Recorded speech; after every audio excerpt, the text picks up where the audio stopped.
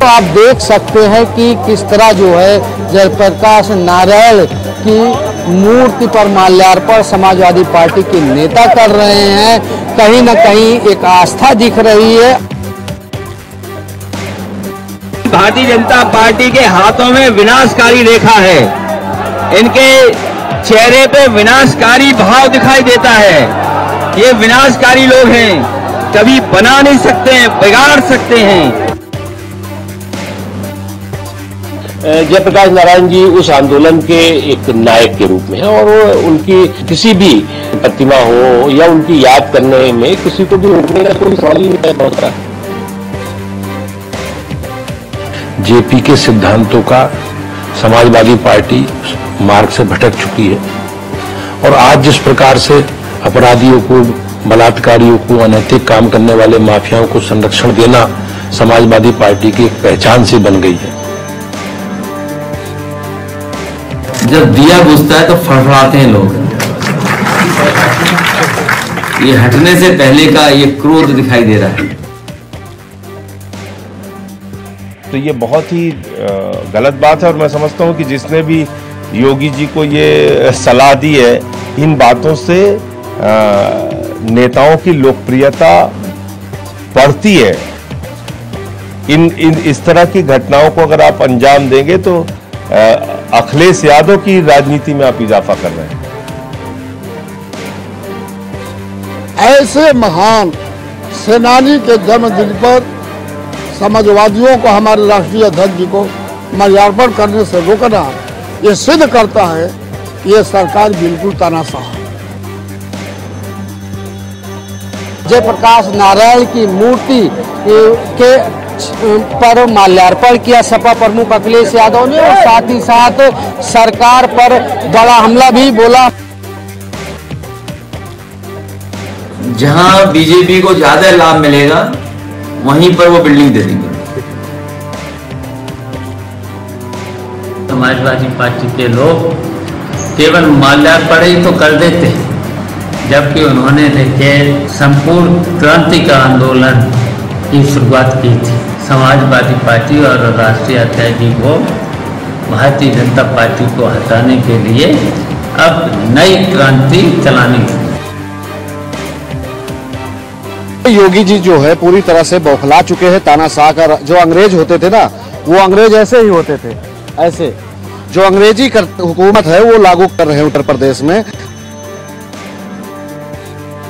ये सरकार क्या चाहती है? किसी महापुरुष का सम्मान नहीं करने देना है और इसलिए नहीं करने दे रही क्योंकि भारतीय जनता पार्टी के लोगों का योगदान भारत की आजादी में नहीं रहा है। वो ऐसे तमाम महापुरुषों से चिढ़ करते नफरत करते हैं।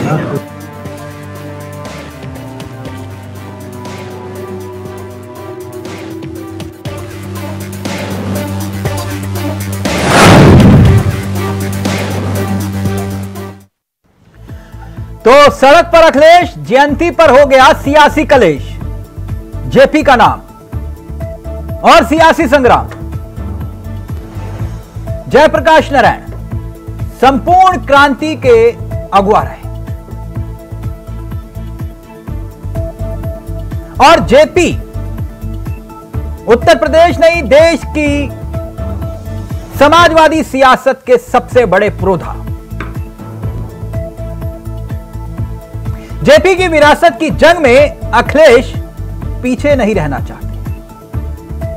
यही वजह है कि उनकी जयंती पर सपा मुखिया ने सरकार के खिलाफ सीधा मोर्चा खोल दिया। ऐसे मोर्चे ने जयंती के मौके पर सियासत को सुलगा दिया। सियासी बयानबाजी। जयप्रकाश नारायण की जयंती के मौके पर यूपी की राजधानी लखनऊ में सियासी जंग की तस्वीरें सामने आई। सपा मुखिया अखिलेश यादव ने जयप्रकाश नारायण इंटरनेशनल सेंटर में माल्यार्पण करने की जिद थी। सरकार के खिलाफ मोर्चा खोल दिया क्योंकि उन्हें माल्यार्पण करने के लिए जाने नहीं दिया। घर के बाहर जुटे पुलिस अधिकारियों ने अखिलेश ने साफ शब्दों में कह दिया कि उन्हें जेपी की जयंती मनाने से कोई रोक नहीं सकता। खैर, सवाल यही कि महानायक की जयंती पर श्रद्धांजलि देने से आखिरकार क्यों रोका गया, इसको लेकर नया बवाल। खबर क्या है वो समझिए। खबर यह है कि अखिलेश को जेपी सेंटर जाना था, उन्हें रोक दिया गया। अखिलेश ने घर में लगी जेपी की मूर्ति पर माला चढ़ा दी। घर के बाहर समाजवादी के कार्यकर्ता इकट्ठे हो गए। कार्यकर्ताओं का विरोध प्रदर्शन हुआ। वैसे तो रात में ही जेपी सेंटर अखिलेश यादव पहुंचे थे, तब उस वक्त शेड लग रहे थे। जेपी सेंटर के बाहर प्रशासन ने 3 शेड लगा दिए थे। अब विवाद क्या है वो भी समझिए। दरअसल विवाद यह है कि सेंटर का काम 2013 में शुरू हुआ था। 2013 में जब शुरू हुआ तो 2016 तक 813 करोड़ रुपए इस पर खर्च हुए। क्योंकि यह अखिलेश यादव का ड्रीम प्रोजेक्ट है, तो 2016 में स्पोर्ट्स कॉम्प्लेक्स का उद्घाटन उन्होंने किया। 2017 में सरकार बदली तो निर्माण की जांच सरकार ने शुरू करवाई। फिलहाल निर्माण रुका हुआ है, अधूरा है और पब्लिक की एंट्री बंद है। और अखिलेश यादव वहां जाना चाह रहे हैं, लेकिन नहीं जाने दिया गया। अब इसी को लेकर नया सियासी संग्राम छिड़ गया। अब इस संग्राम के कई मायने भी निकाले जा रहे हैं, क्योंकि अखिलेश यादव यह कह रहे हैं कि सरकार जेपी सेंटर को बेचना चाहती है और योगी सरकार विकास नहीं विनाश में माहिर है। और लगे हाथ उन्होंने यह तक कह दिया कि नीतीश बाबू यानी कि नीतीश कुमार, क्योंकि जेपी आंदोलन के प्रोधा से निकले हुए नेता है, जेपी आंदोलन से निकले नीतीश कुमार को सलाह दी कि समर्थन वापस ले ले, यही मौका है। तो यह गजब की सियासत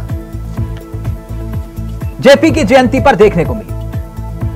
वैसे इससे पहले की भी तस्वीरें हम आपको आगे दिखाएंगे, जब 2023 में भी तारीख भी यही थी, दिन भी यही था और वक्त भी लगभग एक जैसा था।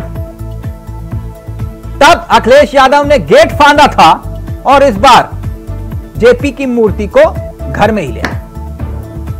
आज इसी मुद्दे पर करेंगे चर्चा कि जेपी की जयंती पर सियासी जंग क्यों, और जेपी का नाम यूपी से बिहार तक क्यों मचा सियासी कोहराम। लेकिन पहले कुछ बयान और फिर सीधा रुख करेंगे मेहमानों की तरफ।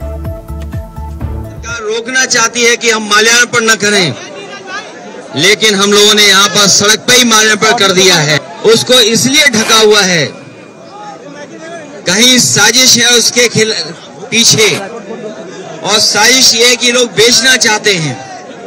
सोचिए ऐसी सरकार जो म्यूजियम बेच रही हो, जननायक भारत रत्न जयप्रकाश जी के स्मारक को भी बेच रही हो, उससे क्या उम्मीद करोगे लोकतंत्र में और संविधान की रक्षा की। बहुत सारे लोग समाजवादी लोग सरकार में हैं जो सरकार को चलवा रहे हैं। बिहार के मुख्यमंत्री जी भी हैं समय समय पर, जननायक जयप्रकाश जी, उनके बारे में और उन्हीं के आंदोलन से वो निकले हैं। ये मौका मिला है उन्हें भी उस सरकार से समर्थन वापस ले लें। अखिलेश यादव जी स्वयं बड़े नेता हैं और उत्तर प्रदेश जैसे राज्य के मुख्यमंत्री रहे। उनका ये प्रयास केवल मीडिया में सुर्खी बनाने के लिए, मीडिया में अपना स्थान बनाने के लिए है। बिहार के लोकप्रिय मुख्यमंत्री नीतीश कुमार जी, जो जेपी आंदोलन के सच्चे सेनानी है, प्रथम कतार के नेता है, उन्हें यह कहना कि भारतीय जनता पार्टी से वो समर्थन वापस ले लें, क्यों? भारतीय जनता पार्टी के ज्यादातर बड़े नेता लोकनायक जयप्रकाश नारायण के आंदोलन से जुड़े रहे हैं। उन्होंने उन मूल्यों को आत्मसात किया है और उसके अनुरूप देश में एक बेहतर शासन दे रहे हैं। वहीं दूसरी तरफ बिहार में गठबंधन सर्वश्रेष्ठ स्तर पर बेहतर समन्वय के साथ काम कर रहा है। राष्ट्रीय अध्यक्ष और समाजवादी पार्टी के लोग केवल माल्यार्पण ही तो कर देते हैं, जबकि उन्होंने देखिए संपूर्ण क्रांति का आंदोलन की शुरुआत की थी। तो उसी तरीके से भारतीय जनता पार्टी के खिलाफ समाजवादी पार्टी और राष्ट्रीय अध्यक्ष जी को भारतीय जनता पार्टी को हटाने के लिए अब नई क्रांति चलानी है। सरकार है बिल्कुल जयप्रकाश जी जैसे महान स्वतंत्रता संग्राम सेनानी की प्रतिमा पर माल्यार्पण करने से रोकना ये किसी भी भले आदमी की समझ के बाहर है। लेकिन जब बुद्धि खराब होने लगती है सत्ता की वजह से लोगों की, तो इसी तरह की हरकतें करते हैं। तो ये सियासी जंग आखिरकार क्यों? सीधा रुख कर रहे हैं अपने मेहमानों की तरफ। आपको बता दें आज हमारे साथ इस चर्चा में जो मेहमान कार्यक्रम का हिस्सा बन रहे हैं, सत्येंद्र त्यागी जी बीजेपी का चेहरा है, वो इस कार्यक्रम का हिस्सा बन चुके हैं। साथ ही साथ रविंद्र प्रताप सिंह हमारे साथ समाजवादी पार्टी का चेहरा है, अनुभवी चेहरे हैं। साथ ही साथ उपाध्याय जी कांग्रेस के चेहरे इस कार्यक्रम का हिस्सा है और राजनीतिक विश्लेषक अनिल गर्ग साहब इस कार्यक्रम का हिस्सा हैं। आप सभी का बहुत बहुत स्वागत है। सबसे पहले मैं त्यागी जी आपसे इस चर्चा की शुरुआत करना चाहूंगा, इजाजत है? त्यागी जी मुझे सुन पा रहे हैं आप? हाँ जी बिल्कुल। नहीं, थोड़ा सर तेज बोलिए सर, थोड़ा आवाज आपका ऑडियो। हाँ जी सुन पा रहा हूँ जी। आप मुझे सुन पा रहे हैं? मैं आपको कुछ दिखाना चाहता हूं, इजाजत है? हाँ जी बिल्कुल बिल्कुल बिल्कुल। मैं वो तस्वीरें नहीं दिखाऊंगा अखिलेश यादव की जो पूरा देश इस वक्त देख रहा है। कुछ बड़ा दिलचस्प मामला है, वो तस्वीरें नहीं है, कुछ मामला बड़ा जबरदस्त है। मैं समझना चाह रहा था आपसे। मैं अपने सहयोगी से चाहूंगा, एक एलडीए का लेटर है जो इस पूरे प्रकरण को लेकर उसने जारी किया। जरा प्लीज अगर त्यागी जी को दिखा पाए, एलडीए के लेटर को देखिए। त्यागी जी दिखाई दे रहा है आपको? हाँ दिख रहा है। अखिलेश यादव के इस पूरे मामले को लेकर ये तस्वीरें और ये लेटर जो आप देख रहे हैं बड़ा दिलचस्प लेटर है। यहां एलडीए क्या कह रहा है? एलडीए कह रहा है कि जयप्रकाश नारायण के सेंटर में परियोजना अभी निर्माणाधीन है। आप देख रहे होंगे। हाँ दिख रहा है बिल्कुल। लखनऊ विकास प्राधिकरण निर्माणाधीन है, ठीक, अच्छी बात है। लेकिन इस पूरे मामले को लेकर आगे वो ये भी बता रहा है कि इस कारण वहां पर सामान रखा हुआ है और बारिश का मौसम है, सांप बिच्छू ना काट ले, इसलिए अखिलेश यादव को रोक लिया गया। और बकायदा उनके पास सिक्योरिटी है। ये लेटर आप देख रहे हैं, बड़ा दिलचस्प लेटर है ये। खैर अब त्यागी जी के पास हम चलेंगे। त्यागी जी। हाँ जी। ये एलडीए का जो लेटर, आपको हंसी आई पढ़ के? देखिए हंसी आने की कोई बात नहीं है, यदि किसी भी देखिए सांप बिच्छू ना काट ले अखिलेश यादव को जेपी सेंटर जाने से, इसलिए रोक लिया गया। आप कह रहे हो आपको हंसी नहीं आई? देखिए लखनऊ विकास प्राधिकरण की तरफ से ये क्लियर दिखाया गया है, बताया गया है कि वहां पर निर्माण चल रहा है, निर्माणाधीन है। अच्छा। तो वहां पर कैसे किसी को इजाजत दे दी जाए? सर ये क्या वाहियात तर्क दे रहे हैं आप? एक मिनट रुकिए ना, एक मिनट। क्या अधूरे निर्माण कार्य पर लोग नहीं जाते, आप ये कह रहे हो? मैं क्या कहना मैं आपको उदाहरण दे दूं? त्यागी जी उदाहरण दे दूं? हाँ बताइए। उदाहरण दे देता हूं। जेवर में एयरपोर्ट का उद्घाटन हो रहा था, बड़े बड़े नेता जा रहे थे वहां पर, उनके पास जेड सिक्योरिटी भी थी और वाई सिक्योरिटी भी थी, ए टू जेड सब कुछ सिक्योरिटी थी। ठीक। अयोध्या में राम मंदिर का निर्माण हो रहा था, ठीक है, तब बड़े बड़े नेता जा रहे थे निर्माणाधीन जगह पर, ठीक है, ठीक। अब मैं आपको अब एक मिनट रुकिए सर, एक मिनट रुकिए। मेरे पास पहले उदाहरण देता हूं, फिर उसके बाद सवाल करता हूं। ठीक है। सांसद में जब नई संसद बन रही थी तब भी वहां पर निर्माणाधीन वाली जगह पर बड़े बड़े लोग जा रहे थे। तभी मैंने कहा कि यह बड़ा हास्यास्पद बात है जो एलडीए ने ये जो लेटर जारी किया। तो आप कह रहे नहीं, आपको नहीं हंसी आई? Please continue. तिलक चावला जी, मैं आपको ये बता दूं कि जब जो प्राधिकरण एलडीए उसको बना रहा है और एलडीए क्लियर नोटिस दे रहा है, लिख करके बता रहा है कि ये निर्माणाधीन है, अभी वहां पर बना नहीं है, कोई भी हादसा भी हो सकता है, तो वो पूरा सिक्योरिटी के नॉर्म्स को ध्यान में रखते हुए जब वो नोटिस जारी कर रहा है, तो यानी एलडीए कह रहा है कि कीड़े मकोड़े हो सकते हैं, इसलिए टीन शेड लगा दो 12-12 फुट के। ना, एक मिनट, त्यागी जी आपने सवाल किया तो मैं, आप ये कह रहे हो कि एलडीए ये कह रहा है कि कीड़े मकोड़े हो सकते हैं, इसलिए 12-12 फुट के वो जो है दीवारें खड़ी कर दो, शेड लगा दो। पूरा जवाब तो देने दीजिए सर। बाबू दरोगा ये तय करेगा माल्यार्पण कौन करेगा? को 3 एग्जाम्पल दिए, मैं उन तीनों का जवाब देना चाहता हूँ ना। यदि एयरपोर्ट का आपने जवाब दिया, राम मंदिर का आपने कहा, तो वहां पर सेफ्टी पर्पज से सारे नॉर्म्स उस जगह के पूरे हो रहे थे, तो वहां पर व्यक्ति जा सकते हैं। अच्छा। लेकिन जो भी कार्य चल रहा है, निर्माणाधीन है और सेफ्टी पर्पज से वो सेफ नहीं है, यदि वहां पर लगता है कि बिल्डिंग गिर सकती है या कोई भी हादसा वहां पर हो सकता है, यदि वो सेफ वहां पर अभी निर्माणाधीन है, यदि कोई चीज है और वहां पर सेफ्टी नॉर्म्स यदि पूरे नहीं हो रहे हैं, उसके लिए एलडीए नोटिस पहले से जारी कर रहा है, तो इसमें गलत क्या है तिलक जी? आप बताइए। यानी ये आप ही की बात ऊपर रख रहा हूं। एक मिनट रुकिए त्यागी जी, दर्शकों से भी यही पूछना चाहता हूं। त्यागी जी, मैं अभी क्लियर, एक मिनट त्यागी जी, यानी आप ये कह रहे हो कि बाबू और दरोगा तय करेंगे कि माल्यार्पण कहां किया जाए, है ना? अभी आप ये सवाल करेंगे तो मैं उसका जवाब दूंगा। हाँ। अभी मैं आपको बता रहा हूं कि एलडीए की तरफ से ये लेटर है कि वो निर्माणाधीन है जगह, वो सेफ नहीं है। तो जेपी माला, तो जेपी को माला नहीं पहना सकते, माल्या चढ़ा सकते, जेपी को माला नहीं चला, माल्या चढ़ा सकते हैं। तो ये थोड़ी ना कहा गया है कि जो निर्माणाधीन जगह उसी पर चढ़ाओ, कहीं भी भाई उनके घर में भी तो है, वहां भी चढ़ा सकते हैं, उन्होंने घर में चढ़ाया। और ये तो वो लोग हैं, ये तो वही समाजवादी पार्टी के लोग हैं जो ये कहते हैं कि राम मंदिर क्यों बना रहे हो, मंदिरों में क्या होता है? विषय आज राम मंदिर नहीं है ना। एक मिनट नहीं, ये तो वही लोग हैं तिलक चावला जी, आप विषय से भटक रहे हैं, पर भरोसा ही नहीं करते, आप सनातनियों पे भरोसा नहीं करते। एक मिनट सर, आप कहाँ आप ट्रैक चेंज कर देते हो? एक मिनट में त्यागी जी, एक मिनट रुकिए ना।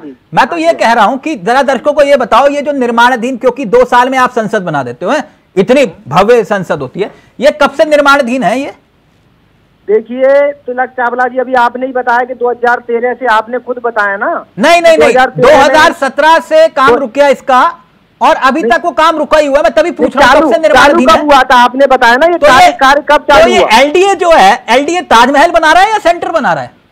नहीं, ये चालू कब हुआ था? नहीं, मैं पूछ रहा हूँ आपसे, ये एलडीए ताजमहल बना रहा है या सेंटर बना रहा है कि अभी तक पूरा नहीं हो पाया? ये कार्य समाजवादी पार्टी से तो नहीं बना रहा एलडीए। नहीं, ये कार्य समाजवादी पार्टी ने शुरू किया, आपने अभी बताया इंडिया वर्ल्ड के चैनल के माध्यम से। तो उन्होंने ये कार्य क्यों नहीं पूरा किया? अच्छा, तो उन्होंने आप नहीं करोगे? टेक्निकल फॉल्ट रहा होगा ना, कोई ना कोई दिक्कत रही होगी। अब ये तो समाजवादी पार्टी के राष्ट्रीय अध्यक्ष खुद ही बताएं कि जब उन्होंने ये प्रोजेक्ट चालू किया तो अपने समय रहते क्यों नहीं पूरा किया? आपको लगता है कि ये चूक हो गई? नहीं, अभी यदि कोई हाईवे बनता है, कोई पुल बनता है, नहीं तिलक जी एक बात बताइए, कोई हाईवे बनता है, कोई पुल बनता है, कोई रोड बनता है, यदि वो पूरा नहीं बन पाता है, वो निर्माणाधीन होता है, तो उस पर कभी अलाउ नहीं किया जाता कि आप गाड़ियां चलाइए या इसको ठीक स्टार्ट करिए। रविंद्र जी, तो वो सेफ नहीं। एक मिनट त्यागी जी, मैं समझ गया आपकी बात। आपको विषय समझ में नहीं आया, आज विषय समझ में नहीं आया, मुझे ऐसा लग रहा है। एक मिनट रविंद्र जी, नवरात्र पूरे हुए 9 दिन, और 9वें दिन लगता है कि मैया की ऐसी कृपा बरसी आपके ऊपर, ऐसी कृपा बरसी आपके ऊपर है, मैया का आशीर्वाद आज भरपूर मिल गया आपको। पूछिए क्यों? मुझे लगता है कि 500,000 करोड़ रुपए आप खर्च करते ना, इतना फुटेज भी नहीं मिलता आप, जितना मैया ने आज मामला फ्री में करवा दिया, सरकार एलडीए की बदौलत। जहां देखो वहां अखिलेश यादव जेपी जी की है फोटो, बोले कि फोन लेकर आओ जेपी साहब को, घर में ही सब कुछ आयोजन हो गया। तो मैया ने आज भरपूर, बिल्कुल नहीं रविंद्र जी, जी ऐसी अगर ये नहीं होता, वहां जाते कौन माला चढ़ा के आ जाते, ना फोटो होती ना कैमरा होता, ज्यादा से ज्यादा एक ट्वीट कर देते आप लोग। क्यों? हाँ, करेक्ट बात, सही है, सहमत हूं मैं आपसे। मैया की भी कृपा बरसी और संपूर्ण क्रांति के नायक भारत रत्न बाबू जयप्रकाश नारायण जी की भी कृपा बरसी आज। और इस कृपा से वो हुआ। अब 5,000 करोड़ रुपए तो है नहीं हमारे पास, तो हम कर ही नहीं पाते, लेकिन जो आपने कहा वैसा हुआ, तो इसके लिए हम बहुत कृतज्ञ हैं। माता दुर्गा को भी और जयप्रकाश बाबू को। आपको दिखाने के लिए भी कुछ है, दिखाऊं क्या? हाँ, दिखाना चाहिए। अभी पहले आप अपनी पूरी बात कर लीजिए, क्योंकि आप जानते हैं यहाँ तराजू सबके लिए बराबर है। ये सही बात है। अब देखिए, आज का दिन बहुत पवित्र था। लेना चाहते हैं। दो बड़ी घटनाएं थी यहाँ पे। तो पवित्र दिन था, लेकिन उत्तर प्रदेश सरकार ने सांप, बिच्छू, पानी, जीव जंतु कहके और लखनऊ को उत्तर कोरिया बनाना चाहा। उसमें भी असफल रहे, क्योंकि आज संपूर्ण क्रांति का दिवस था। तो संपूर्ण क्रांति हुई तो नॉर्थ कोरिया बन नहीं पाया लखनऊ। तो इसलिए इनकी असफलता। अब बार बार ये लोग कहते हैं कि इसका काम रोक गया, बड़ा घोटाला था इसमें। जिनको ठेका मिला था, जो घोटालेबाज था, उसको राज्यसभा सांसद बना के भेज रखा भारतीय जनता पार्टी ने। नहीं, आज के दिन भी आपने मौका ढूंढ लिया, नीतीश कुमार जी को कहा कि छोड़ाओ, मौका है आपके पास। ये संपूर्ण क्रांति क्यों हुई थी? आप विद्वान व्यक्ति, जरा बताइए जरा देश की जनता को। देखिए, इस संपूर्ण क्रांति हुई थी इंदिरा जी का जब शासन चल रहा था। हाँ। तो उससे विपक्ष भी नाराज था। हाँ। तो विपक्ष में एक ऐसा नेता चाहिए था, जयप्रकाश नारायण बाबू जी जैसा, वो मिले। और उसमें 6 तत्व थे संपूर्ण क्रांति में। यानी कांग्रेस के खिलाफ संपूर्ण क्रांति थी, शासन के खिलाफ। कांग्रेस नहीं कह सकते। अच्छा, कांग्रेस नहीं कह सकते। अच्छा, ठीक, समझ गया। कांग्रेस का शासन था, उसके खिलाफ। अच्छा, तो कांग्रेस के खिलाफ नहीं थी संपूर्ण क्रांति, कांग्रेस के शासन के खिलाफ। क्योंकि क्या था, भारतीय जनता पार्टी की शासन के खिलाफ थी, कांग्रेस के खिलाफ नहीं थी। एक चीज जोड़ दूं। हाँ, एक चीज जोड़ दूं, क्योंकि हम भारतीय जनसंघ और राष्ट्रीय स्वयंसेवक संघ के सांप्रदायिक राजनीति का विरोध करते थे, लेकिन इसी संपूर्ण क्रांति में हमने उसको साथ लिया था। तो वो ये सोचिए, वो जो व्यवस्था उस समय चल रही थी, उसके मैं उसी व्यवस्था की बात कर रहा हूं, क्योंकि आज जेपी जी की जयंती है, तो दिल से हम भी याद कर रहे हैं उनको। ये जेपी जी एक बात कहते थे, परिवारवाद के खिलाफ। जी, उनके अनुयायी हो, फॉलो कर लो। हाँ, करेक्ट है, करेक्ट है। कब करोगे? मैं पहले उसका जवाब बता रहे हैं। नहीं, तो आपने अभी 6 उपचुनाव में प्रत्याशी घोषित किए, 5 के 5 परिवार वाले। क्यों? नहीं, कहां 5 के 5 परिवार वाले? क्यों? कोई चाचा, बुआ, ताता, किसी का फूफा है? नहीं, बस एक ही परिवार के। ऐसे तो एक ही परिवार की राजनीति। ऐसे तो त्यागी जी, एक मिनट, त्यागी जी, मेरे कार्यक्रम में ऐसा नहीं होता, प्लीज। आपका वक्त है, आपको बोलने का पूरा मौका मिला। ऐसे तो वैदिक काल से अब तक परिवार के लोग हैं भारतीय जनता पार्टी में। जात पात के खिलाफ थे। आप तो कह रहे हो कि जातिगत जनगणना करो, पकड़ के लोगों से पूछो तुम्हारी जात क्या है। बोलिए। जो 6 तत्व थे उनमें राजनीति, अर्थव्यवस्था, तो जो आप बात कर रहे हैं उसका जो है अर्थव्यवस्था में तो सामाजिक न्याय। देखिए, हमें 6 तत्व बहुत कम समय लगेगा। राजनीति, अर्थव्यवस्था, समाज, संस्कृति, बौद्धिकता, शिक्षा और आध्यात्म, ये 6 तत्व थे। उसमें कई परिवारवाद था? नहीं, ये तो 6 तत्व थे उनके संपूर्ण क्रांति के। वो जो आप बातें जाति तोड़ो, नहीं था ना? नहीं था, मैं बता रहा हूं आपको। उसके बाद ये 6 तत्व के साथ में था। हाँ। कि जातिवाद तोड़ दो, धर्म का विद्वेष छोड़ दो, ये सारी बातें इसके साथ उन्होंने 16 बातें कही थी जब उन्होंने पटना में घोषणा किया। और जो आपने पीडीए का फॉर्मूला दिया, वो ये तो इसी में आ गया। इसी में आ गया? नहीं, इसी में नहीं आया। मैं आपको दिखाना चाहता हूं। मैं रविंद्र जी, एक मिनट दिखाना चाहता हूं। जी, बताएं। वो जो रथ आया था, अखिलेश जी ने कहा था कि जेपी जी को वो जो आपने जो अपना रथ बनाया था, पीडीए रथ, देखना चाहेंगे वो पीडीए रथ? हाँ, बिल्कुल, स्वागत है जी। रविंद्र जी को जरा वो पीडीए वाला रथ दिखाइए। पीडीए वाला रथ, जे रथ दिखाई दे रहा रविंद्र जी? जी। ये वही रथ है जिस पर जेपी की मूर्ति आई, और इसी मूर्ति पर अखिलेश यादव ने माल्यार्पण किया, और इसी रथ पर पीडीए का फुल फॉर्म लिखा हुआ है। जी। एक बार ये फुल फॉर्म जरा ध्यान से पढ़िएगा। जी। इस पर लिखा है पिछड़ा, दलित और अल्पसंख्यक। जी। मगर साथ में लिखा है मुस्लिम। जी। मुस्लिम। जी। यानी जिस ए को लेकर असमंजस थी, वो अब इस तस्वीर से साफ हो जाती है कि पीडीए का फुल फॉर्म में ए का मतलब है अल्पसंख्यक, यानी मुसलमान। जी। प्लीज, यानी अब कंफ्यूजन दूर? नहीं, कंफ्यूजन तो दूर है। यही जेपी सिखा रहे थे आपको। भी किया है, लेकिन इसको भी मान लें। नहीं रविंद्र जी, एक मिनट रुकिए ना। ये तो आप ही खुद लिखकर घूम रहे हो जी कि पीडीए का मतलब मुसलमान, ए का मतलब मुसलमान। यही सिखा रहे थे जेपी आपको? हाँ, अल्पसंख्यक मुसलमान। अल्पसंख्यक मुसलमान। अच्छा सर, आप तो मुझसे ज्यादा विद्वान हैं, बहुत पढ़े लिखे हैं। अरे नहीं साहब, ऐसा संभव ही नहीं है कभी। नहीं, ऐसा है, मैं मानता हूं, मैं आप लोगों से सीखता हूं। उस ए के आगे जो है ना, ब्रैकेट डाल के जो है मुसलमान लिखा हुआ है। देखिए, दिखाई दे रहा है आपको? जी जी जी, ये देखिए, बीच में कहीं भी आपको कुछ नहीं दिखाई देगा, अल्पसंख्यक के आगे मुसलमान लिखा हुआ है। सर ये सिखाया जेपी ने आपको? इतनी महान आत्मा, इतने महान व्यक्तित्व, उनके नाम के सहारे ये सियासत कर रहे हो आप? जो उनका जो 6 तत्व थे उसमें सामाजिक और आर्थिक और शैक्षणिक, यही वर्ग है जो 90% है यहाँ पे। ठीक है, तो सीधा बोलिए ना, अल्पसंख्यक का मतलब ये मत कहिए सर कि अल्पसंख्यक का मतलब आधी आबादी, अल्पसंख्यक का मतलब जो है अगड़ा, अल्पसंख्यक का मतलब, सीधा बोलिए अल्पसंख्यक का मतलब मुसलमान। आप जनता को क्यों कंफ्यूज करते हो? नहीं, हमने उसमें सुधार किया है। ऐसा है कि राजनीति कभी पूर्ण नहीं होती है, तो हमने सुधार किया है उसमें। ठीक है रविंद्र जी, ठीक, जी जी, धन्यवाद धन्यवाद। ठीक, आप बिल्कुल सही कह रहे हो। यही तो है समाजवाद की आज की तारीख में असली परिभाषा जो आप मुझे बता रहे हैं। खैर अनिल गर्ग साहब, ये सियासत का क्या खेल चल रहा है? उपाध्याय जी फिर आपके पास आऊंगा, जरा समझ रहा था इनसे समाजवाद की परिभाषा और उनसे एलडीए की परिभाषा, दोनों ने समझा दिया मुझे। खैर अनिल गर्ग साहब, ये क्या चल रहा है? चावला जी, ये राजनीति जो ना करा दे वही कम है।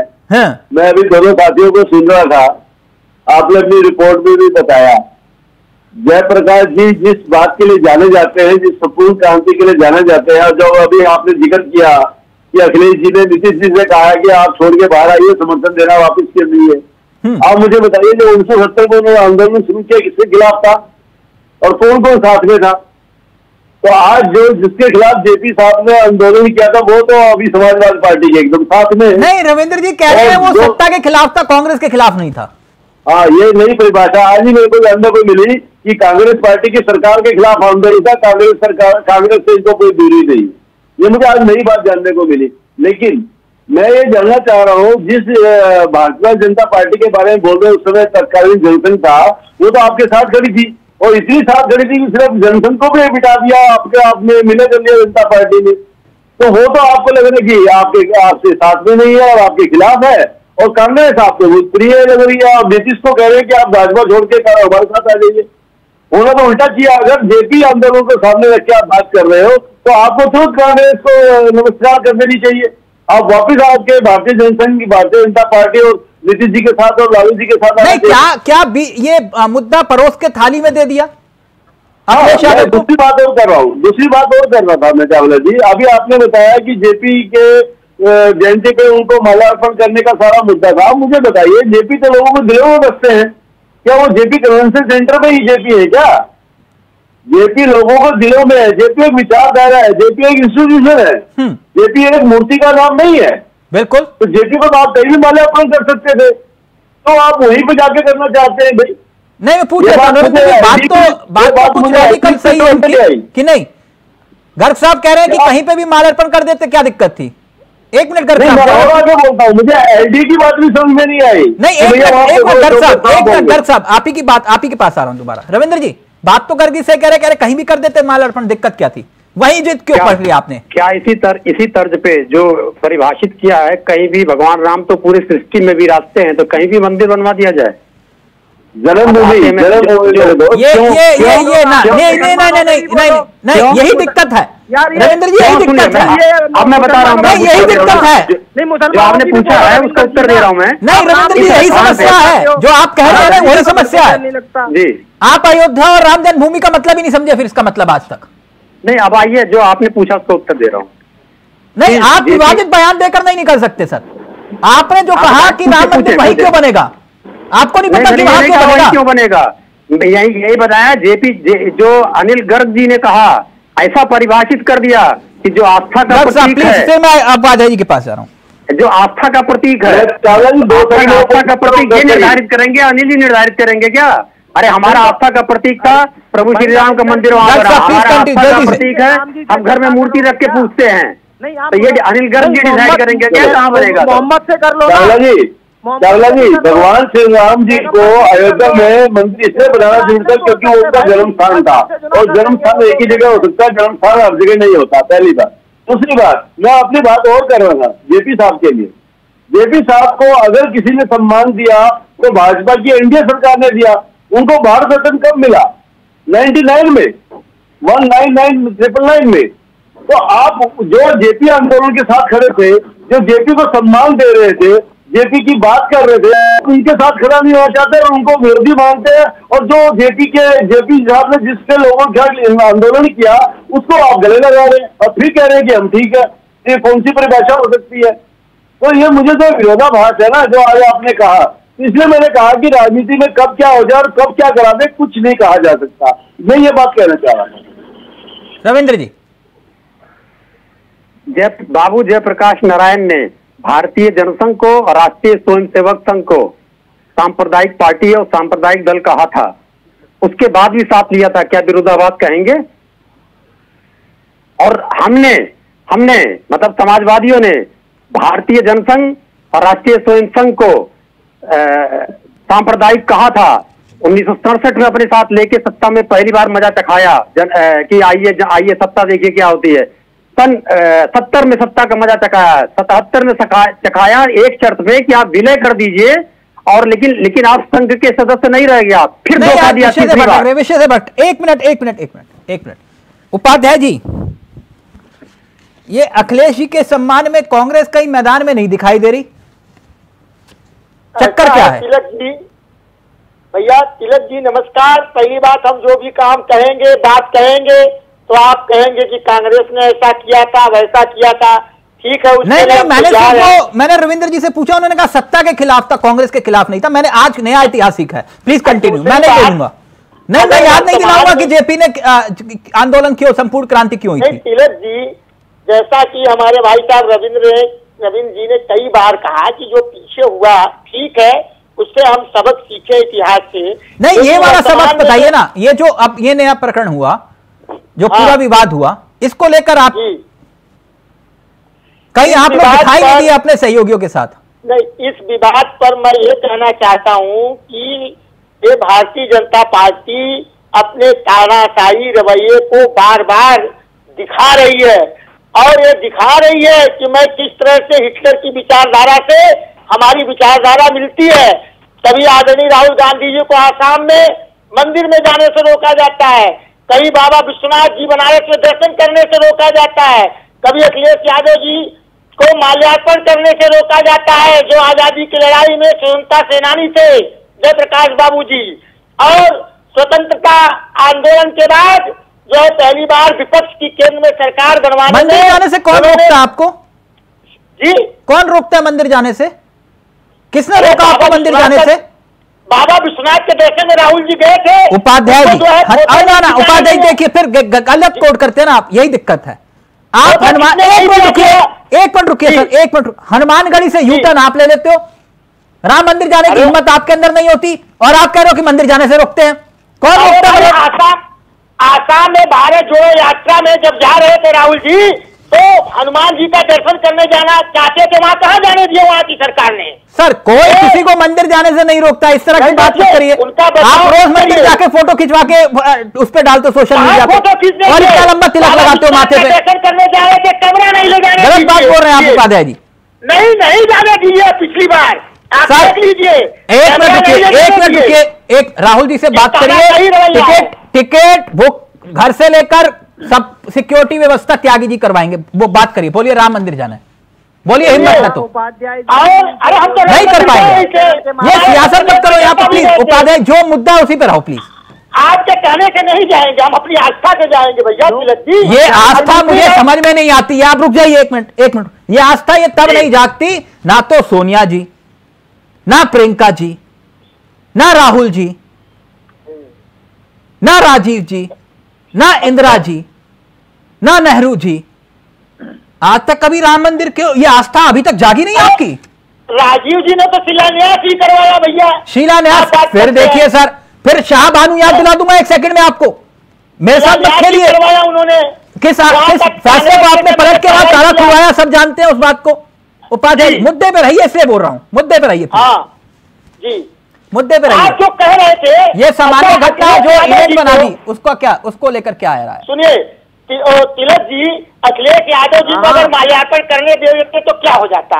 आप बताइए, उनके पिताजी ने वहां पर शुरू किया था, वहां पर जो ये है अंतर्राष्ट्रीय केंद्र को वहां बनाना प्रारंभ किया अखिलेश जी ने 2017 से। वहां पर उनकी आस्था थी वहाँ पर वो माल्यार्पण करेंगे, नहीं तो कहाँ करेंगे?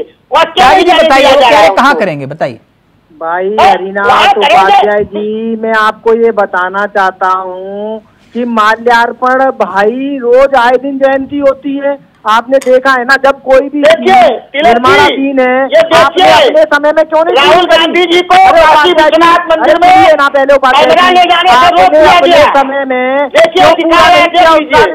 क्यों उसमें भ्रष्टाचार हुआ, क्यों उसमें घोटाला हुआ, क्यों नहीं उसको बनाया? भाई आप बनाते, अब भी भाई हर कोई करता है। हमारे यहाँ कितनी जयंती आती है, पंडित दीनदयाल उपाध्याय जी की आती है, श्यामा प्रसाद मुखर्जी जी की आती है, हम सब लोग करते हैं, सभी कार्यकर्ता करते हैं, अपने घर पर करते हैं। अब आप लोगों को विवादित स्थल पर ही जाना है, आपको विवादित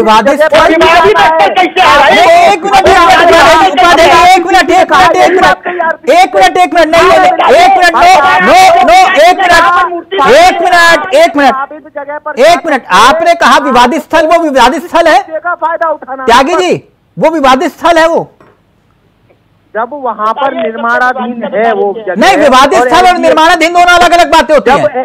जब वहाँ पर पता है कि वहाँ पर निर्माण चल रहा है, वहाँ पर नहीं जाना चाहिए, तो वो निर्माण कब तक चलेगा? जाएगा वो कब तक चलेगा? तो विवाद का बना दिया ना मुद्दा, वही तो मुद्दा। अच्छा, तो इसलिए विवादास्पद निर्माणाधीन को। रविंद्र जी जल्दी से प्लीज। और कह रहे हैं वो विवादित जगह है, मुझे नहीं मालूम था इतनी विवादित जगह है। एक नई, ये लोग नाम बदलते रहते हैं, परिभाषा तो एक नई परिभाषा कि हर निर्माणाधीन स्थल जो होगा विवादित स्थल होगा। तो हम भी प्रयास करेंगे किसी भी निर्माणाधीन स्थान पे ना जाएं। जैसे मोदी जी फ्रेट कॉरिडोर बुलंदशहर में चले गए थे, तो अब उनको भी इस चीज से, इस डिफिनेशन से बचना चाहिए कि किसी निर्माण। नहीं, मुझे भी नहीं समझ, त्यागी जी कह रहे हैं वो विवादित है।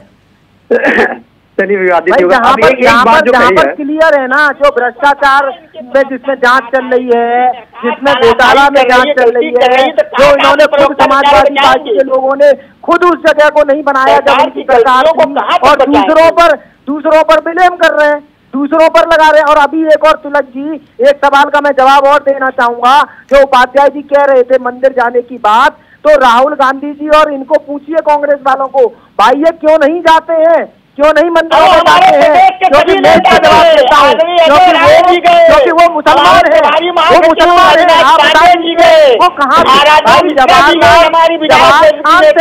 नहीं थे, वो उनकी मम्मी से शादी करी थी, लेकिन वो थे मुसलमान, वो जवाहर खान थे। आप ये उठाइए, त्यागी जी कहाँ से कहाँ पहुंच जाते हैं? त्यागी जी गर्ग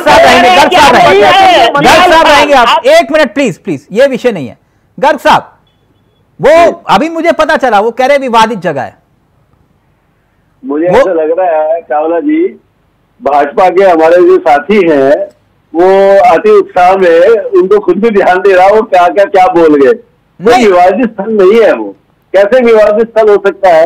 हाँ, ये जरूर है कि इसको निर्माण में जो 813 करोड़ खर्च हुए, वो खर्च हुए कि नहीं हुए, और ठीक खर्च हुए कि नहीं हुए, उसकी जांच चल रही है। हाँ बिल्कुल जांच करो, अगर दोषी कोई पाया जाए तो उसको जेल में डालो, तुरंत डालो, बिना रोके डालो। लेकिन एक बात, गर्ग साहब, ये सामान्य घटना को इतना बड़ा इवेंट क्यों बना दिया गया? हाँ, मैं दूसरी बात कह रहा हूँ, मुझे एलडीए का जो लेटर है उसमें भी आपत्ति है। देखिए, अगर अखिलेश जी वहां जाना ही चाहते थे, तो अखिलेश जी को इतना फुटेज, इतना माइलेज देने की जरूरत क्या थी? आप जाने देते, क्या दिक्कत थी आपको? आपके भ्रष्टाचार की जांच में कोई वहां पे तकलीफ नहीं आने वाली थी उनके जाने से। आपने तो बैठे बैठाए अखिलेश जी को इतना बड़ा माइलेज दिया है। मैं वही समझना चाह रहा हूँ। देखिए, एलडीए और भाजपा की कोई ना कोई पुरानी गलती रही है। अभी बापू की जयंती गई, महात्मा गांधी जी की, ठीक गए, सबने अपना माल्यार्पण किया, फोटो वोटो खिंचवाई, बढ़िया से अपना गाड़ी में आए और बैठ के आ गए, है ना। ऐसे ही नेहरू जी का होता है, जाते हैं अपना फोटो वोटो खिंचवाते हैं, अपना सब आते हैं, अपना ट्विटर पे डाल देते हैं, फेसबुक पर अपना वो सब हो जाता है। लेकिन ऐसी जयंती किसी ने नहीं देखी। नहीं, इतना बड़ा इवेंट बना दिया। और वही रविंद्र जी कह रहे हैं कि मैया की ऐसी कृपा बरसी, हम करोड़ों अरबों रुपया खर्च कर देते, इतना फुटेज नहीं मिलता। लेकिन रविंद्र जी की ये बात मुझे समझ में नहीं आई कि नीतीश जी को भाजपा से संबंध अलग कर लेना चाहिए, हमें कांग्रेस से साथ जाना चाहिए, हम कांग्रेस जेपी कांग्रेस के खिलाफ नहीं थे, कांग्रेस सरकार के खिलाफ थे। अरे जेपी साहब ने तो जो कुछ किया उसमें कांग्रेस तो कहीं आसपास भी नजर नहीं आ रही। रविंद्र जी, कांग्रेस सरकार नीतियों के खिलाफ उन्होंने आंदोलन किया। रविंद्र जी वो कह रहे बताओ फॉर्मूला, ये नीतीश जी वाला नहीं समझ में आया। मुझे समझ में नहीं आया, आपको ये समझ में कैसे आया कि कांग्रेस के साथ खड़ा होकर आप जेपी साहब। और ये मेरी कठोर आपत्ति है कि हमारे देश के पहले प्रधानमंत्री का नाम बदल के उन्माद फैलाने का प्रयास किया गया, उनको जवाहर खान कहा गया था। इसमें आपकी जिम्मेदारी थी भारतीय जनता पार्टी के प्रवक्ता को रोकते। रविंद्र जी मैंने सुना नहीं, मैं वरना मैं और नेता विपक्ष को राहुल गांधी जी को मुसलमान कहा गया था, इसमें आपकी जिम्मेदारी थी कि रविंद्र जी मुझे मेरी जिम्मेदारी मालूम है, अगर मैंने सुना होता तो मैं, कई बार होता ही है कि आप लोग आपस में बोल रहे होते तो आवाज नहीं। चलिए मैं आपसे क्षमा लेता हूं, लेकिन इन्होंने ये दोनों बातें कही है, ये घोर आपत्तिजनक है और आपराधिक दायरे में भी आती है ये बातें। तो मुझे लगता है ऐसी बातें नहीं बोलना चाहिए था इनको। गर्ग साहब जो बात कह रहे वो नीतीश जी वाला क्या मसला है? वो कह रहे हैं कि आप बाहर अब हम ये चाहते हैं कि जो हम लोग जयप्रकाश बाबू के अनुयायी थे, और जयप्रकाश बाबू ने सबसे पहले जो विरोध किया था उस सांप्रदायिकता का किया था, उसके बाद उस सत्ता का किया जो सत्ता अराजक हो चली थी। आज भी वही कंडीशन है, सत्ता अराजक हो चुकी है। जितने भी उनके 6 बिंदु थे, राजनीति में भी अराजक हो चुकी है, अर्थ में भी अराजक हो चुकी है, सामाजिकता में भी अराजक हो चुकी है। नीतीश जी की बात कर रहे हैं, वो आपने बताया। इसीलिए मैं चाहता हूँ गर्ग साहब तुम्हारा सवाल तो रा दीजिए जरा। नीतीश बाबू को कहना है जेपी आंदोलन में भारतीय जनसंघ आरएसएस आपके हम कदम था, वो आपके विरोधी हो गए और कांग्रेस साथी हो गए, ये कैसे हो सकता है? ये जेपी जी को श्रद्धांजलि कैसे हो सकती है? और वो नीतीश जी को कह रहे हैं कि आप क्यों कह रहे हो कि भाई यहाँ आ जाओ? ये इसका उत्तर दे चुका हूं, सुना नहीं होगा गर्ग जी ने, कि आप सांप्रदायिक थे तब भी आपको बार बार हमने सत्ता में स्थान दिया। आप सांप्रदायिक थे तो आपने ऐसे लोगों को ये हमारा चरित्र है, हमारा समाजवादी चरित्र है कि हम सांप्रदायिक लोगों को भी जगह दे देते हैं, सोचते हैं सुधर जाएंगे, लेकिन उनमें जब देखा नहीं सुधार आता है, जो सुधार नहीं आता है, तो वो चरित्र अभी यही दिखाई पड़ गया। अरे साहब वो अराजक चरित्र, वो उन्मादी चरित्र यही पर दिखाई पड़ गया। इसका हम लोग शुरू से विरोध करते रहे। कांग्रेस मुझे लगता है, आप देखिए कांग्रेस ने सोशलिज्म शब्द लेके आया नहीं था हमारे प्रीएम्बल में, लेकिन भारतीय जनता पार्टी ने सुब्रमण्यम स्वामी को खड़ा करके और सोशलिज्म शब्द हटाने के फिराक में पड़ी हुई है, और वहां पर पड़ी हुई है। चरित्र भारतीय जनता पार्टी का ये उन्मादी चरित्र है। उपाध्याय ये यूपी में चुनाव है, इसलिए तनाव है। 1 मिनट उपाध्याय जी रहेंगे। उपाध्याय जी देखिए, हरियाणा में तो कहते हैं ना, हार कर जीतने वाले को बाजीगर कहते हैं, और जीती हुई बाजी को हारने वाला कांग्रेसी, जैसे हरियाणा में आप लोगों के साथ हुआ। नाराज मत होइएगा, मतलब एक बात उपाध्याय जी, अब यूपी में चुनाव है, देखिए जहां कांग्रेस मजबूत होती है वहां सहयोगियों के लिए क्या करते हैं आप लोग? तुरंत दरवाजा बंद, बोले अंदर नहीं एंट्री है। और एक और अगर कुछ ज्यादा आवाज उठाए तो बोले कि कमलनाथ जी को भेज दो या दीपेंद्र हुड्डा को, बोलो कौन अखिलेश वखिलेश। और जैसे ही जहां सहयोगी मजबूत हुआ वहां पर जाकर नॉक करते हैं, वो कहते हैं कि अभी रुक जाओ, कह रहे नहीं हम एंट्री दो तुरंत। अब यूपी में आपकी वही स्थिति है। आपने हरियाणा में एक बार फिर अखिलेश यादव को नजरअंदाज किया, आपने आम आदमी पार्टी को नजरअंदाज किया, और अब यूपी में उपचुनाव है, उन्होंने 6 जारी कर दिए कैंडिडेट। अब बचा क्या? ठीक है, अभी 4 सीट बची है, उसके बाद बातचीत चल रही है। जो निर्णय होगा वो 10 सीट पर कांग्रेस ले रही है, 10 सीट पर सपा ले रही है। हम लोगों का मेन उद्देश्य सीट तो है, सीट से ज्यादा महत्वपूर्ण जीत है। 10 सीट पर ये हरियाणा में नहीं समझ में आया था, पार्टी को हराए। ये हरियाणा में नहीं समझ में आया था उपाध्याय जी, सुन लीजिए, ये भाईचारा हरियाणा में नहीं समझ में आया था। अरे क्या हरियाणा में हमने गठबंधन नहीं किया था? किससे किया? बताइए, हरियाणा में सीपीएम का कोई अखबार है? किससे किया? नहीं दिया था? अपने दिल में बात देखिए, आपने हरियाणा में किया क्या? हरियाणा में आपने आम आदमी पार्टी को 4 सीटें देना भी मुनासिब नहीं समझा, और 5 सीटों पर सीधे तौर पर आपकी हार हो गई, पहली बात। दूसरी बात, एक मिनट, आपने 1 सीट पर भी अखिलेश यादव को प्रचार के लिए नहीं बुलाया। सुनिए, आपने 1 सीट पे भी ये नहीं समझा कि अखिलेश यादव आएंगे तो उनका प्रभाव दिखाई देगा, जबकि वहां पर उनका प्रभाव कुछ सीटों पर था सीधे तौर पर। आप अपने आप से क्यों भाग रहे हैं? आप अपना चेहरा देखने से डर रहे हैं? नहीं, तिलक जी आप जो कह रहे हैं कि हम साथियों को महत्व नहीं दिए, सीपीएम को देते हैं नहीं देते हैं। आम आदमी पार्टी से मेरी बात चल रही थी, उससे पहले वो 20 गर्ग साहब रिएक्ट करना चाह रहे, गर्ग साहब त्यागी जी आ रहा है। कैसे आगे चलेगी सर आपने मध्य प्रदेश में भी अखिलेश यादव का अपमान किया, आपने हरियाणा में भी उनका अपमान किया, महाराष्ट्र में भी किया, महाराष्ट्र में भी सीटें मांगने में आपने अखिलेश यादव का अपमान किया। गर्ग साहब हम लोग एक सीट दिए कि नहीं दिए? आप इतिहास की बात कर रहे हैं, मैं करंट की बात करता हूँ जी। अभी तो उत्तर प्रदेश के कांग्रेस के अध्यक्ष ने कहा है और समाजवादी हरियाणा बिहार 10 के 10 सीटों में चुनाव लड़ेंगे, हिसाब नहीं है, इसको पता नहीं रही है, जाइए अभी करंट की बात करिए। अभी तो आपने आम आदमी पार्टी की बात की, जनता में दिखाई कांग्रेस दे को रहा है, अभी यही नहीं मालूम कि आम आदमी पार्टी की शासन से लेकर कौन करे, कभी तो आम आदमी पार्टी के साथ कभी उनकी बुराई करते नजर आते हैं, चुनाव में आम आदमी पार्टी की बुराई ही की है। दिल्ली चुनाव में दिल्ली चुनाव में आम आदमी पार्टी को दस्ता बताइए, राजनीति क्या कराएगी कुछ मालूम नहीं, सीट लेने के लिए आदमी जहाँ तक जाएगा कुछ मालूम नहीं, किसी को कोई क्या जवाब आता है, उसके बाद आगे देखते हैं क्या होता है। इसीलिए तो इनके तंत्र से लड़ना है, हम विरोधियों को, हम विपक्षी पार्टियों को तंत्र से लड़ने के लिए एक होकर हम लोग लड़ रहे हैं। उत्तर प्रदेश में 10 सीट। उपाध्याय जी आप लोगों की स्थिति पता है क्या हो रही है इस वक्त? वो गली में जो क्रिकेट खेलते हैं ना बच्चे, वो जिसके बाद बल्ला होता है वो आउट होता है तो कहता है मैं आउट ही नहीं, मैं आउट ही नहीं हूं, मैं बल्ला लेकर जा रहा हूं, मैं नहीं खेलूंगा। अरे भाई आपके साथ वो स्थिति हो रही कह रहे हैं कोई। अच्छा बताइए, इनकी बहुत लोकप्रियता की 11 में से 9 मंत्री चुनाव हार गए। प्रधानमंत्री मोदी जी 3 दिन पहले वहां से भाग खड़े हुए, गांव में जनता घुसने नहीं दे रही थी। उपाध्याय जी मैं आपकी सारी बातें मान रहा हूँ, मैं सारी बातें मान रहा हूँ, फिर तो आपको 90 में से 80 सीटें मिल जानी चाहिए थी। मैं वही आपको समझा रहा हूं, आप अभी भी समझने को तैयार नहीं हो कि आप अपने सहयोगियों को पूछते नहीं है, जहां पे मजबूत होते हैं और जहां कमजोर होते हैं वहां जबरदस्ती बस में घुस जाते हैं। मैं आपसे ये कह रहा हूं, आप बताइए तिलक जी, बिना सहयोगियों के सहयोग से बिना पूछे ही 240 पर रोक दिया हमने, हर जगह हमने बड़ा दिल दिखाया। आप आयो असली बात पे, आप बिल्कुल सही कहा आपने, बिल्कुल सही फरमाया, 240 पर रोक दिया, बिल्कुल सही फरमाया। रुकिए आप ही की बात, ये बिल्कुल सही फरमा गए गर्ग साहब। इनको इस बात का इल्म है कि सहयोगी ना होते तो ये 240 नहीं होती, 300 पार होती। ये इन्हीं के मुताबिक, क्योंकि इनको मालूम है कि सहयोगियों की बदौलत ही ये विजय रथ को 240 पे रोक पाए। आपने जो कहा सहयोगियों को महत्व नहीं देते, महत्व दिए तभी ना हम लोग मिलकर लड़े। और गर्ग साहब प्लीज जल्दी से, फिर त्यागी जी का फाइनल कमेंट, बड़ा दिलचस्प कमेंट है। मिलकर ही सरकार बनाए हैं, अकेले उनकी बहुमत से सरकार नहीं है। तो अब लोकतंत्र इस समय हमारे यहाँ जो चुनाव प्रणाली है इसमें उपाध्याय जी का ऑडियो भी, उपाध्याय जी प्लीज एक मिनट, इधर आप इतिहास को भी जानते हैं, नहीं जानते तो रविंद्र जी बहुत अच्छी तरह जानते हैं, वो पढ़ा भी देंगे आपको। 1984 के बाद, एक मिनट रुकिए, 1984 के बाद 2014 से पहले किसकी पूर्ण बहुमत की सरकार चल रही थी वो बता देंगे आपको।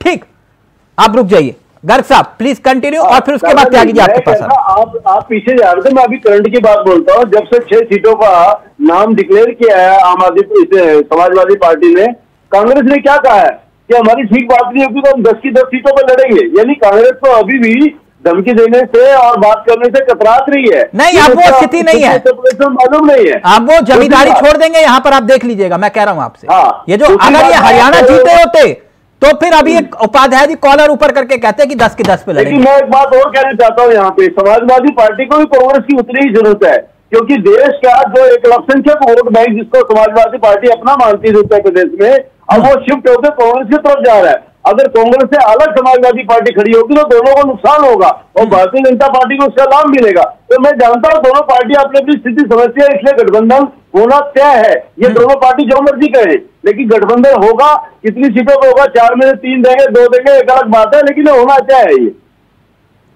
ठीक, मैं फाइनल कमेंट ले रहा हूं और मैं उम्मीद करूंगा प्लीज बीच में कोई ना बोले। त्यागी जी, हाँ जी, एक लाइव में कमेंट आया, मामला थोड़ा आउट ऑफ सिलेबस है, पूछ सकता हूं? हाँ बताइए। वो मैंने कहा बधाई हो, $1 84 रुपए का हो गया। $1 84 रुपए का हो गया? हाँ। तो आज ही थोड़ी ना हुआ भाई साहब, ये तो नहीं, ये आज ही हुआ है। अच्छा, 84 रुपए तो पहले 83 था, 82 था, ये तो रोज ऊपर नीचे होता है। ऊपर नीचे रोज होता है? हाँ, ये तो चलता ही है ये तो। नहीं चलता नहीं है ये हाँ। तो, सर थोड़ा मामला मेरे को लग रहा है कुछ 2012 में मई का महीना था, 2012 मई का महीना था, रुपए डॉलर के मुकाबले 53 रुपए के स्तर पर था। मतलब $1 53 रुपए का। तब देश के प्रधानमंत्री, उस समय भावी प्रधानमंत्री थे, पूछ रहे थे कि वजह क्या है, रुपया क्यों गिर रहा है। तो उन्होंने बताया था कि रुपया गिरना मतलब सरकार की साख गिरना। देखिए, आप कह रहे हैं सामान्य घटना है, एक डॉलर 84 रुपए, कोई दिक्कत नहीं आपको तो खैर कोई दिक्कत नहीं होगी, लेकिन ये सामान्य घटना है। देखिए, जो भी हमारे यदि एक्सपोर्ट रहे हैं, हम लोग निर्यात कर रहे हैं, तो उनको तो ज्यादा रुपया मिलेगा। यदि उनको उतना डॉलर का, जो लोग एक्सपोर्ट कर रहे हैं, जितने भी लोग मतलब एक्सपोर्टर हैं, हम लोगों ने एक्सपोर्ट बढ़ाया है, निर्यात बढ़ाया है, तो जितने भी लोग एक्सपोर्टर हैं उनको तो फायदा ही हो रहा है। गजब। उनको तो उससे ज्यादा फायदा ही होगा। जितना डॉलर, मान लो उनको 5,000 डॉलर, पहले आपका जवाब तो दे दूं। नहीं, इतना काफी है, इतना काफी है, इतना काफी फायदा ही होना है। नहीं, रविंद्र जी एक मिनट रुकिए, आप हंसिए मत, कुछ हो सकता है, कुछ और मामला हो। त्यागी जी, यानी हम इसे अपनी उपलब्धि माने? मैं इसको उपलब्धि नहीं कह रहा हूँ। अभी आपने बोला ना ₹1.84, एक जो डॉलर है वो 84 रुपए पहुंच गया है, तो मैं उसका एक फायदा, मैंने उपलब्धि नहीं कहा कि उपलब्धि। अच्छा, ये फायदा है, ये उन एक्सपोर्टर्स जो हमारे एक्सपोर्ट रहे हैं, निर्यात। सर, आपकी सरकार में डॉलर के मुकाबले 25 रुपए गिर गया, आप ये कह रहे उपलब्धि है आपकी है? उन एक्सपोर्टर्स को फायदा है। अच्छा, जो एक्सपोर्टर हैं उनको फायदा है इसमें। आम जनता, ये वाला जो आपने सवाल किया, उसमें मैंने एक बस जवाब, आपने एक लाइन का पूछा। नहीं, मैं आप एक्सप्लेन कर लीजिए थोड़ा, अच्छा लग रहा है। नहीं, एक्सप्लेन वो तो फिर जो आपने कहा तो गलत है, वो तो मैं खुद मानता हूँ भाई। जब रुपया गिरेगा तो वो तो है, और उस पर आर्थिक स्थिति इस समय आपने देखा है कि सब जगह युद्ध चल रहे हैं, यूक्रेन में भी है, पूरे विश्व की स्थिति क्या है, आर्थिक स्थिति क्या है, तो ये तो फॉल डाउन और फॉल अप एंड डाउन होता है। अच्छा, रुपया कमजोर होने का मतलब जानते हैं आप? जानते हैं, आयात की लागत बढ़ जाती है सर। आयात की बढ़ती, तो आयात बढ़ती है, तो मैं बता देता हूं कैसे। जैसे कोई सामान विदेश से $1 में आता है, तो मई 2014 में 58 रुपए चुकाने पड़ते थे, वही अब इसी सामान के करीब 84 रुपए चुकाने पड़ेंगे। तो यही बात पूरे 26 रुपए ज्यादा। इसका मतलब सिंपल भाषा में यही होता है, समझ में आया आपको?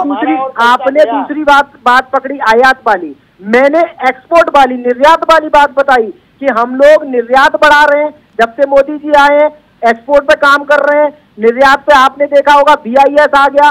सर, जब कोई सामान विदेश से 26 रुपए ज्यादा कीमत पर खरीदोगे तो लोगों को महंगे दाम पर ही तो मिलेगा सर। तो क्यों करें हम इंपोर्ट? अपने यहाँ जब इतना बड़ा, सबसे बड़ा देश हमारा जो देश है, 140 करोड़ जिसकी जनता है, सबसे ज्यादा हम पूरे विश्व में जनसंख्या वाले देश हैं, तो हम खुद क्यों ना मैन्युफैक्चरिंग करें? क्यों नहीं कुछ बनाए? आप मुझे विद्वान व्यक्ति लग रहे हैं, इसलिए ये बात कह रहा हूँ। आप थोड़ा विद्वान व्यक्ति लग रहे हैं, आपके साथ बातचीत करने में भी अच्छा लग रहा है, थोड़ा विद्वान। एक मिनट, सर, 80% भारत में कच्चा तेल आयात होता है, समझ रहे हैं सर? 80%, 80%, ये महंगे दाम पर अब ये भारत में आएगा।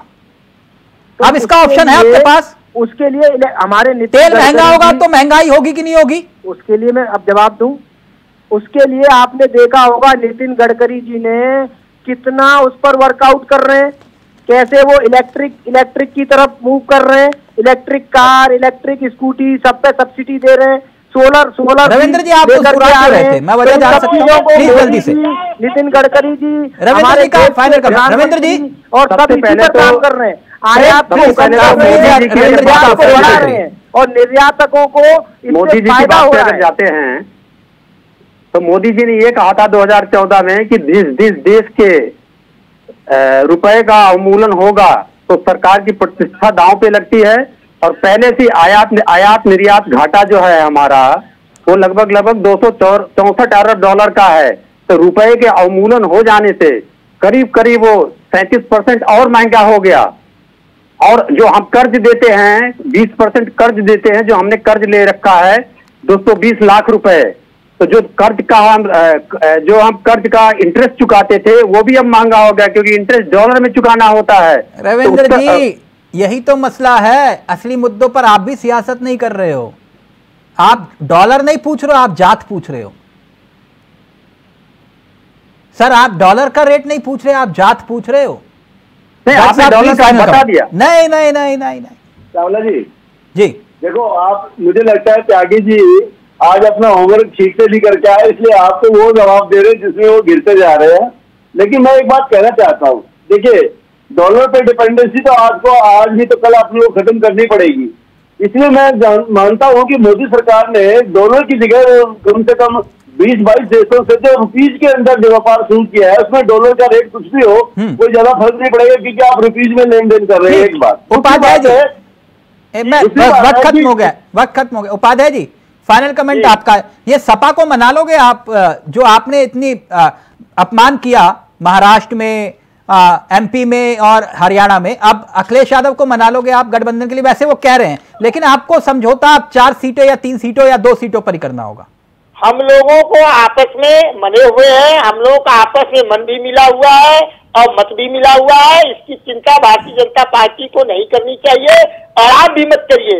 हम लोग गठबंधन में हैं और आगे भी रहेंगे।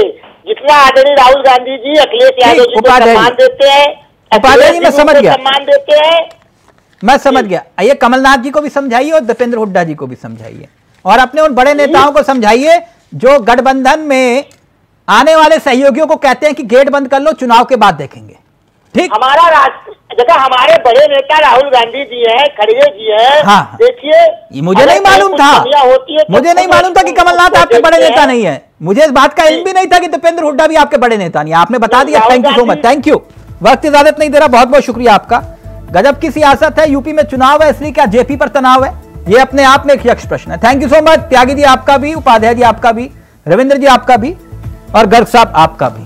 फिलहाल मुझे दीजिए इजाजत। नमस्कार, जय हिंद, जय भारत।